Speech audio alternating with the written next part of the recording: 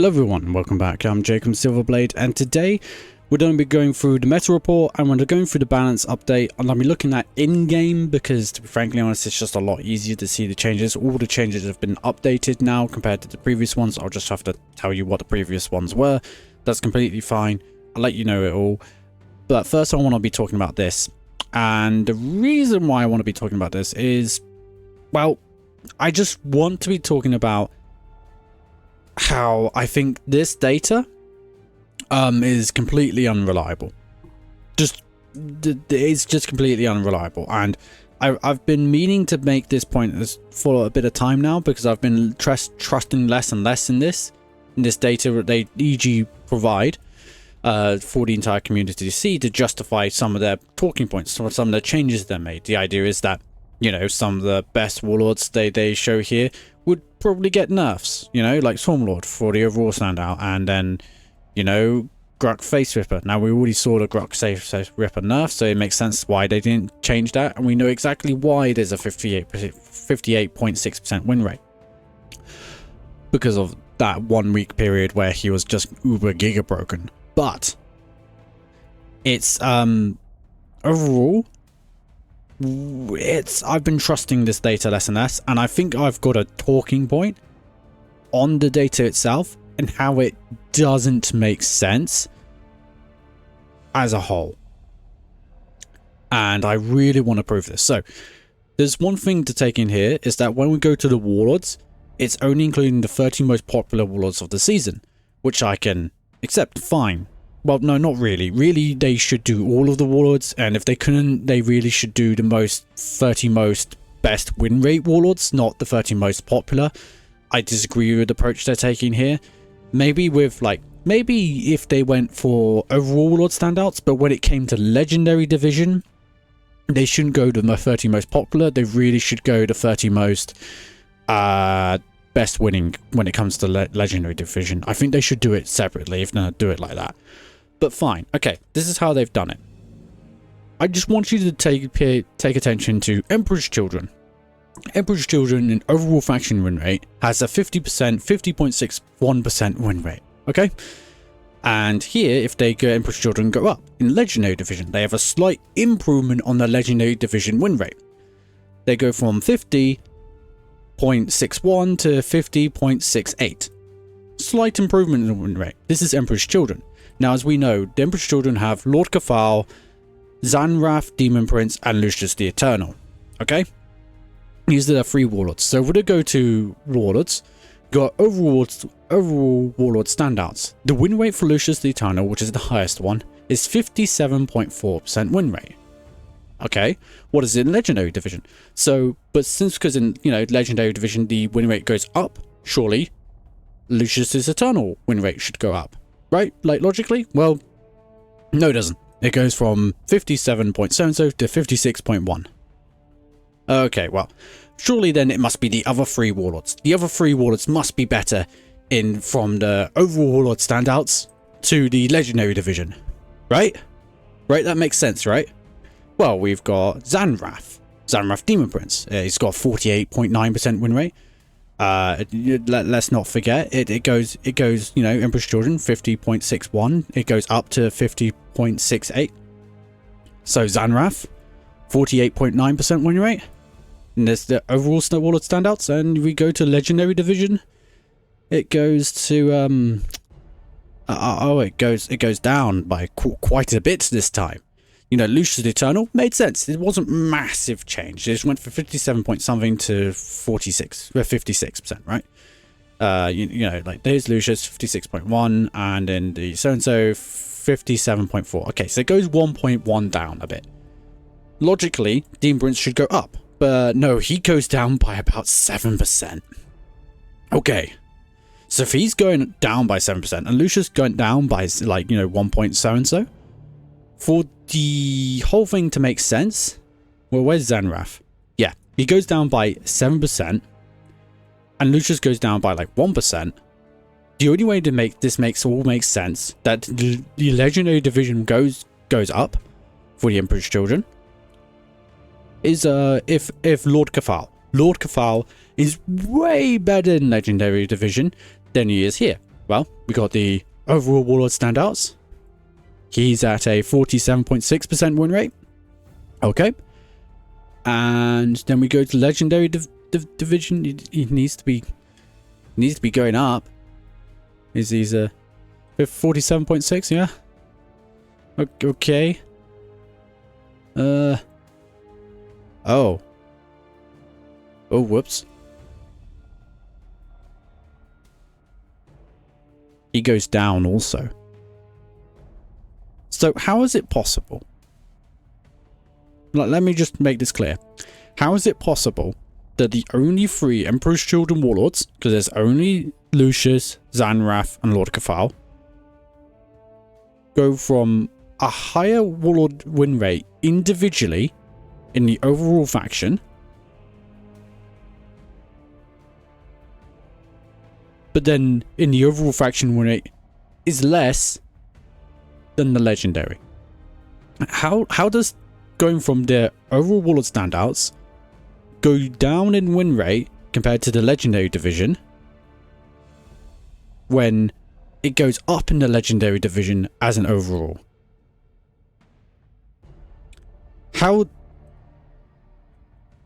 does it make sense?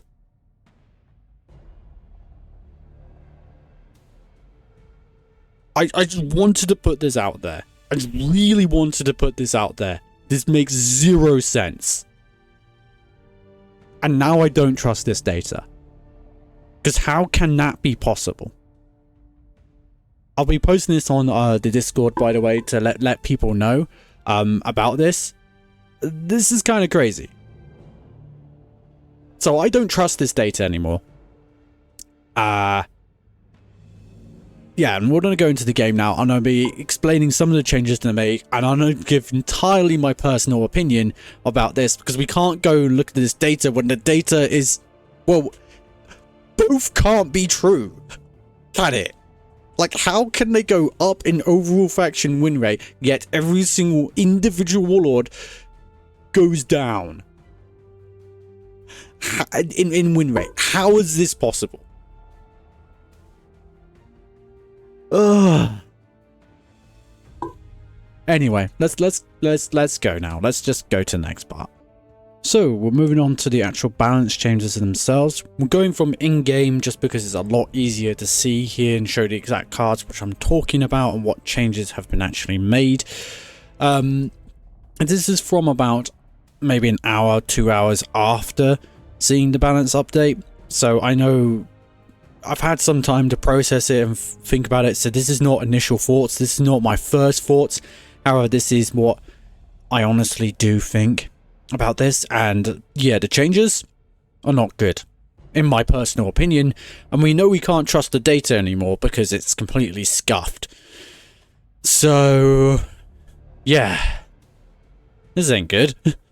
We're going to go through the first changes, and to start off with, we've got, well, Orcs. Orcs have been changed. The first change is Mozrog Scragbag. He's got 40 HP now. And I don't like this. I really don't like this. I don't know who's been asking for this. I don't know why he should have been at 40 HP beforehand. I don't like it. This guy was a serious problem before the update. These changes... No, not a serious problem. Sorry, I should rephrase. He used to be, back in the past, he used to be a serious problem. And that's when he was 40 HP. And his ability was better. And he used to have the passive or stomp. Now, he doesn't have the passive or stomp anymore. And his ability is not quite as good, but still very similar. It's now the if conclusion of if its target survives, gain +1 attack. It used to just give you +1 attack. But one of the major nerfs, which actually came to this guy, which actually dealt with this warlord, was when he lost 5 HP. And that made him fair, in my opinion. He wasn't broken. He wasn't, like, way more powerful than everybody else. But he wasn't weak either, in my opinion. I don't think this guy has ever been a weak warlord. And now I think he's going to be broken again.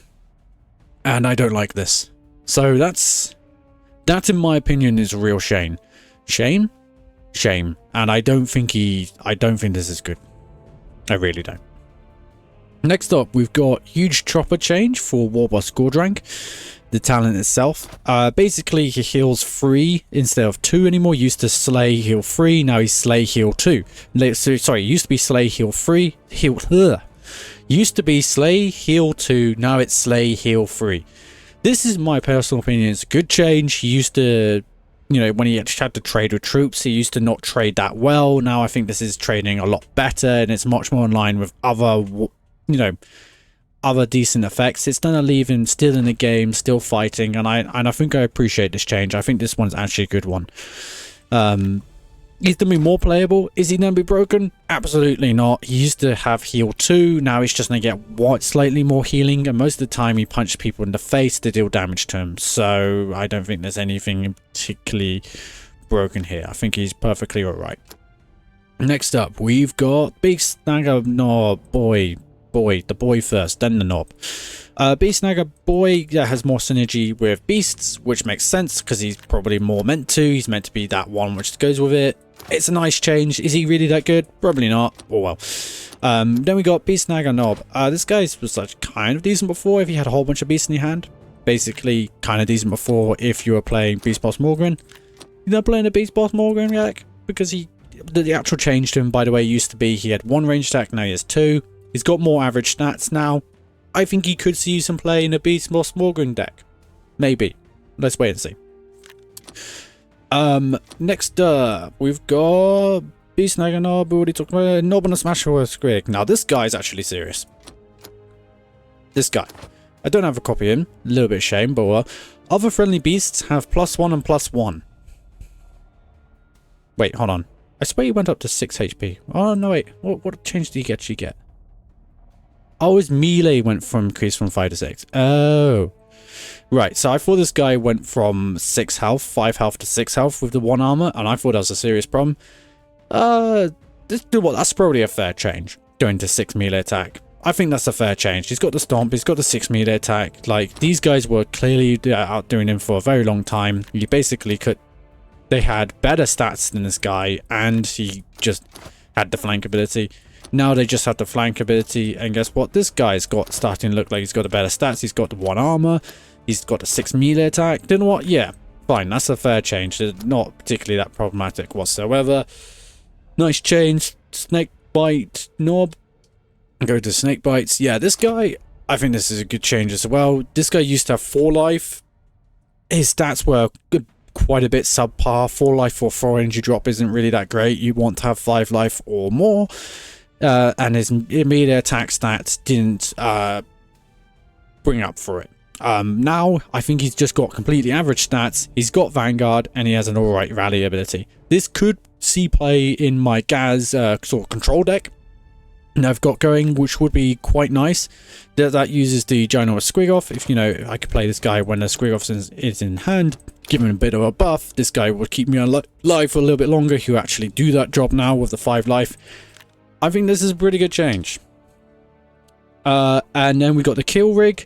The kill rig is over here. The damage stats are increased by 1. I think this is a playable card now. Is it a good card? No. I think for its effect, it's still too expensive. And then the Snakebite Battle Wagon. It has 1 extra life, everyone. I guess you can't be God-speared anymore and just instantly die, or it can't be beautiful death anymore and instantly die. Okay. Is it changing how the card works? No. Is it a good card? Not really. You have to be in that one situation where you have a whole bunch of troops on the board, and then they can all attack and kill themselves, and then you'll get a whole bunch of more troops on the board, which are specifically these guys with Vanguard. Great. Oh well, don't care. Next up. Overall, from the Orcs, Mozrog, I suspect, will be a problem. All the other changes actually perfectly fine, and I think are probably good things for the game. I'm very concerned about Mozrog, though. Gene Stealer Cults. Now, we are nerfing Inscrutable Cunning, and you're meant to instantly know what Inscrutable Cunning is. Thankfully, I do for some random reason, because it's bloody promise. Anyway, this change doesn't really do much. Not really. It could be good enough in certain situations. Basically, from the data, which we know is a bit scuffed anyway. But from the data, Primus Afriana did have the second highest win rate in Legendary, and the only person who had higher was Gruck. But that's when Gruck was probably broken, and now he's not broken anymore, so he's probably perfectly fine, and hopefully they know that, which makes Primus Afriana the actual highest winning rate Warlord from last season in Legendary Division. So they've did something about it, so he only heals one to your troops instead of your Warlord now. Does this massively change things? No. The main thing about Primus Afriana is just to draw a troop and draw a stratagem effect. They would enable like really powerful combos off. You're either going for, you know, a Nexus combo, they're able to do serious damage with that, or you're going for a Metamorph Leader combo. We'll go to the Metamorph Leader in a moment because that's the other change. Overall, she is technically weaker. Okay? She is technically weaker. Yes, there might be a situation where that one extra life means that, let's say the opponent Humanity Shields, right? You do your combo, opponent Humanity Shields next turn. You know, you got Primus Afriana, they're able to do a whole bunch of damage to face. Maybe that one damage is the difference between Primus Afriana dying and losing on the following turn, right? Maybe. But something tells me that this is just not the case. That this is not going to be the problem, and really the problem is the draw stratagem effect, and that she's going to be completely perfectly fine with doing her broken combos and doing whatever. Is she the most powerful Warlord in the game? In my opinion, no. Is she up there? Yeah, she's somewhere up there. I think Vara Tigris still absolutely takes the cake for me. Yeah. Okay. The second thing which has been changed about Genestealer cults is the Metamorph Leader. Now, it still has the your troops cost 1 less effect. It's just the stats have been massively nerfed. It used to be a 6/6 with 6 life. Now it's a 3/4 with 5 life. Those stats are completely different. It still gets the uprising triggers, so you still get the +1 attack for melee for friendly troops. So you still don't get +5 from the probably most likely at least 5 uprising triggers, if not more. So it's still going to be an 8/5 where it used to be an 11/5 in the back in the day. It's still going to be a bit of a scary threat when you do the combo. But it does make it a combo piece now, rather than just a, oh, I play this and maybe I get 1 additional troop down sort of piece and whatever, right? It makes it a Primus Afriana combo piece rather than a just a staple piece which can go in any deck. Which actually, you know, I do think it needed nerfs. Like, this is one of the things where it could be toned down a little bit, and I think the changes are appropriate. Having 5 life is actually the biggest part in my thing. They could have kept the melee and the stats the same, because if they're allowed to do the damage combo and do your damage to and attack with the guys next turn, if they were able to do that, you lost anyway. You're still going to lose despite the stat decreases, to be frankly honest. But it's the 5 health which is a big part, because now you're much more likely to actually able to deal with the Metamorph Leader and actually deal with the problem which at hand, which is in front of you. So overall, I think, yeah, I mean, it's what they're trying to target was more the Metamorph Leader combo. And they're trying to do something about Primus Afra being the best Warlord in the game, I suppose, for GSC by a country mile. Like, compared to the other 3, they don't even come close to Primus Afriana, and all their win rate probably comes from Primus Afriana herself, really. Is she still #1 GSC Warlord? Without a shadow of a doubt.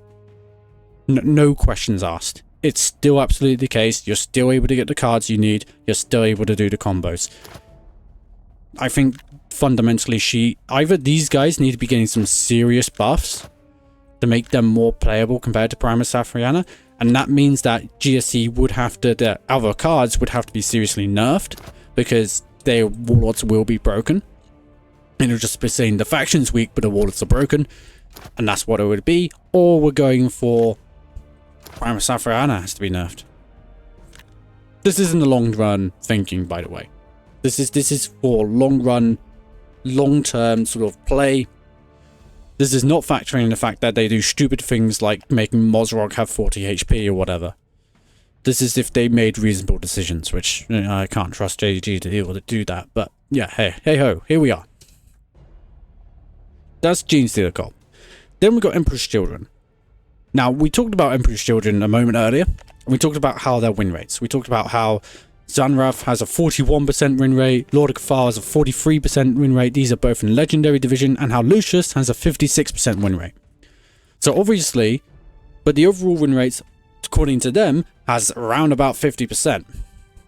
So obviously, right, they would nerf Lucius, bring him down a little bit, and then give these guys some buffs to bring them up a little bit, keeping the faction overall win rate the same, but, you know, the individual warlords having more play, having better success rates, and then Lucius down a little bit. Or they could just buff Lucius. Lucius's ability has changed from 2 cost to 1 cost, and it now, what it does is you get to choose between giving vulnerable 1 to a random enemy troop instead of you targeting, or healing 1 to your warlord. Oh, wait, hold on. Choose 1. Give vulnerable 1 to a random enemy troop, or heal 1 to your warlord.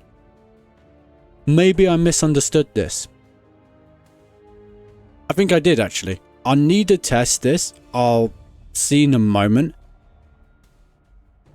But I think... Do you know what? Yeah. Because you used to be able to target it if it was your warlord. You would heal 1 to a friendly unit, or give vulnerable 1 to a random enemy, to an enemy. And it used to be a targeted effect. Now it's not. Ah, no, do you know what? Fine. Give vulnerable 1 to a random enemy troop, or heal 1 to your warlord, and it's a 1 energy ability. This is meant to be a nerf. Is this truly a nerf? No, I think it's fine. Probably. Is it bringing it down a bit? I do think Zanrath, at 41% win rate, then needs some kind of buff to bring it in line. And how that hasn't happened to actually bring them up, I don't know. But I think this is probably a... It's certainly a change. I'm not going to say it's a nerf or a buff. Giving vulnerable 1 to a random enemy troop can be really quite useful. You're able to give that to, for example, Tyranid stuff and stealth, where you couldn't do that before. And you are healing for 1 energy. So overall, the ability is a lot more flexible. However, it isn't going to trigger stimulation all the time. So you have to actually, if you want to get the stimulation effects, you have to come from somewhere else. You have to be doing Embrace the Pain, or you have to be going Thrill Seekers or whatever, right? You have to be doing other effects, or you'd have to be, you know, creating a lot of those elixirs. You have to be, that's how you're going to be stimulating Lucius the Eternal. He can't stimulate himself with Jordis Hubris anymore. But he does have the 1 energy just to constantly heal himself, to keep himself alive. I think this is an appropriate change. I honestly thought this was absolutely giga broken. Fine, I can accept this. Why these two aren't receiving buffs in some sort of way, I don't know. It's kind of the same problem that Swarmlord has, in the fact that everybody else feels worse compared to the Swarmlord. Maybe it's the sign of the fact that it has 3-1 stats, a bit like the Swarmlord also has 3-1 stats. Let's not go into that too much detail, because that might confuse EG. Overall, probably a good thing. I'd say need testing. Yeah, I clearly misunderstood that. Oh well. Overall, I think that's perfectly right. And now we're going to get into the blog of changes here, which is the Adeptus Sororitas. Now, there's been a whole bunch. I don't have all the cards. There's some key cards that I'm missing, but that's not the end of the world. That's fine. We're going to go over the defense cards first. And I'm going to go through certain other cards, which I believe... I thought Lucius was going to be a serious problem. Mosrog still is. I haven't misread that. Lucius, I thought was going to be a serious problem. And I have made it 1 cost. I think he is actually overall more powerful. Slightly. He's not going to do as much damage, but he's done a heal more with that 1 energy ability. So... But he's not going to be massively more powerful. I think he's probably going to be fine. But still. Sisters. Sacred Altar. Give shield a friendly unit. Gain 1 faith. This is to try and attempt to make the counter-attack cards more in line with the Guidance of the Saints. And because the Guidance of the Saints was clearly way more powerful than the other two. This used to only give you 1 faith. This made something cost 2 less. This was a far more powerful counter-attack card compared to Sacred Altar. Now Sacred Altar is really quite scary. You gain a shield to a friendly unit, that'll be your Warlord, and gain 1 faith. So go second. Guaranteed faith point on Erica, because we have to do things based on Erica, because Erica is the most powerful Sister's Warlord. I think without question, to be frankly honest. Gain 1 faith, give shield to Erica, and she can pray straight away. So automatically we're looking at an Erica with a Crusader or something like that, maybe a Preacher. Crusader has 4 life now because it's prayer, and then Erica has shield, so you can't even ping her away the faith point, and you gain another faith point. So this is go second, pretty much guaranteed to get 2 faith, unless, for example, opponent is Ultramarines and they decide to play a firstborn. Otherwise, you're gonna gain faith straight away. Like, there's hardly anything that people want to play turn 1. Hardly any unit. And I think they really need to consider that now against Erica, because we're going to go through some of these changes and how they're not alright. But yeah, that's just the first thing. The second thing is Holy Fire. Now it gets you 1 faith point as well. I guess they wanted to buff this card, and 1 faith point I think is necessary. It becomes a nice removal tool. I guess it's quite nice, particularly for Celestian's Sacrosanct Aveline. You can use it at the right time, gain 1 extra faith, so you're not actually that far behind. Able to remove something, blah blah blah. All decent. But let's go on to the problematic thing. So you got Erica. You got the faith gain straight away. You're probably going to be at least getting 2 faith out of that for free. If not, if you're able to spiral out of control, you could get more. But we got System Novitiate. And compared to beforehand, System Novitiate used to have 2 life, and now it's gone from 2 to 3. And you might read here, System Novitiate, pray, deploy a System Novitiate. So you're able to get more System Novitiates, and it only costs 1 energy. What made this balanced, or like, this was like a slightly subpar card, and it didn't see play because there were more important cards to enable the broken cards to be able to go off. And I'll explain that in a moment. This was a slightly subpar card, so it didn't see play. It was excuse me. It was a 1 energy, only a 2 life. Basically, the opponent's Warlord could remove it for free, unless you're Erica, giving it 3 life. Even still, this was like, it was fine before, because people could easily deal with it with like a board clear. For example, a lot of board clears do 2 damage. We go for the Necron's board clear. Where's their board clear? It's not self-destruction. Cypher Assault does 2, so you couldn't reliably get 3. Ultramarines board clear, Storm Raven does only 2 damage. If you look at the Tile board clear,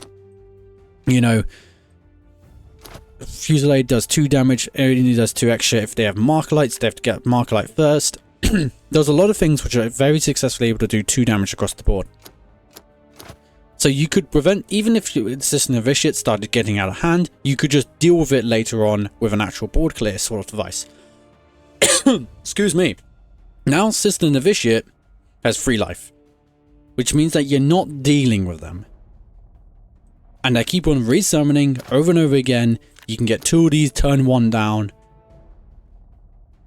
You can give them one of them 1 extra life for free with Erica. I think you're starting to get the picture here. This is going to be swarming by itself with Erica now, and it's going to cause serious problems. It's just going to be free stuff. And it's beforehand, the reason why it couldn't spiral out of control is because you could just deal with it with your Warlord, and then you'd use your units to deal with whatever else. Now, you can't just deal with this with your Warlord. You actually have to commit something, which means you're not committing that thing into whatever else you could needed to commit into. This is borderline broken.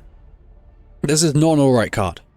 The fact that it replicates itself keeps on going. Like, there's a reason why Scarabs is a problem. But at least they have 1 HP each. This doesn't anymore. This doesn't die to board wipe. This is not right. The things which it does die to, like Tyranids, is a 6 energy effect, and it's pretty darn late in the game. So yeah, this is not alright. These changes are going to cause problems, and I don't think this is a good thing. Now, all the other changes, pretty much, are pretty nice changes. We've got Dominions, which increased their range attack from 3 to 4. I think this is a good change. They weren't really that great before. You know, I'm going to go through all of them very quickly. Serum Larkenbearer gives +1 melee attack to your Warlord until the end of the turn. That's nice. It actually has more of a purpose, more of a play now with like go wide stuff. Well, you know, I think this is now to enable some serious go wide things. So you could be seeing this, maybe. I highly doubt it. Hospitaller, increase range attack from 2 to 3. Heck, the fact that this had such bad range attack beforehand was kind of crazy. You know, you got the missionary. I know it's got extra life from this. Retributor's trigger its faith ability on 1 instead of 3. I think this is a good change. Also, what else we've got? We've got the Canoness. Its requirements being less. I think this is a good thing.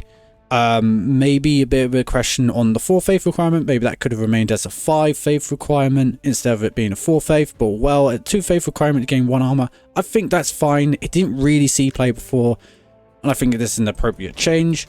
Dominion Superior now has 1 extra range attack. Is it 1 extra range attack? Range attack is from 5 to 6. Yeah, I think this is a perfectly fine change. It's still weakness is still 4 attack and it only has 5 life or 5 energy. So even though it has a decent rally ability, it's not going to be like destroying the world. Dogmata gets the faith point on kills now, which I think is a good thing. Like, there's a lot of really nice quality of life changes, which kind of makes sense in their data, because they did say the overall faction win rate for the faction is actually pretty low. But when you go into legendary, it actually massively jumps up, suggesting they're relying on the legendary division. They're relying on the more powerful cards. And buffing the factions like weaker cards does make sense. You didn't often see Dominions. I actually hardly ever saw Dominions. You don't often see a Sister Superior, which got 1 extra of life. You don't see the Canoness that often. You don't see Dominion Superior. You know, you didn't see these things beforehand. And I do appreciate these appropriate changes to make it more in line, to make it Sisters hopefully more playable faction. Because I can tell you right now, Sacred Rose is still as powerful as it was. And I think we're going to discover in this update that Sisters are extremely powerful, particularly with Erica. People don't be jumping on the Sisters bandwagon. Because that Sacred Altar giving shield to a friendly unit and 1 extra faith, oh boy, is that a good thing. And my golly, did they not think about the Sister Novitiate being broken. They really didn't think about this one. The appropriate change for this would have made it the increase the range attack by 1. That's what I would have done. It would have meant that trading with it would have been a bit of a downside, but the fact that it's able to replicate itself and really get out of hand could be a problem. So we're definitely going to be doing some decks on that. Overall, I think this update has been for the worse. Because they haven't dealt with certain things that Ultramarines are still a thing. Ultramarine Vara Tigris is still going to be a thing, and it's Vara because Sergeant Talion's broken, and Sergeant Talion really did need some kind of nerf just to make it so that that faction unit deck didn't have an absolutely giga broken thing and actually just played fairly, right? That needed to happen first. That's still to me a thing. You know, Ibatek, probably fine. It could still, he's still going to be a problem. I don't mind there being good warlords. That's fine, but broken warlords are not right, and that's just a broken thing which still exists, hasn't been dealt with. Orcs are back to their broken old days, maybe, and that's really alarming. Lucius the Eternal, I don't think I fully evaluated what he quite did, and I thought they just made his ability basically become 1 cost again with a better vulnerable effect. Now I see that it's not targeted and hence not going to trigger stimulation. It does make it better, might be perfectly fine, I don't know. It's hard to say. It might be fine, it might not be fine. I think it is going to be fine overall. He is still going to be an aggro warlord. He's just not going to do quite as much damage as he used to anymore. Maybe not, but there's these sister changes. Even though a lot of them I do appreciate. And I think they were trying to buff other warlords, like maybe particularly Aveline. Because if you see here, they've got Sacred Holy Fire, particularly with Aveline, could be actually quite decent with her Demon Breaker ability. They're able to do that clear damage, and then you're still not falling behind because you're just not going to be falling behind in those sort of faith effects. But overall, I think there isn't really that. Erica is still just the best warlord. So yeah, I'm quite concerned about this this balance update. I don't think they've hit... I think they've really missed on this one.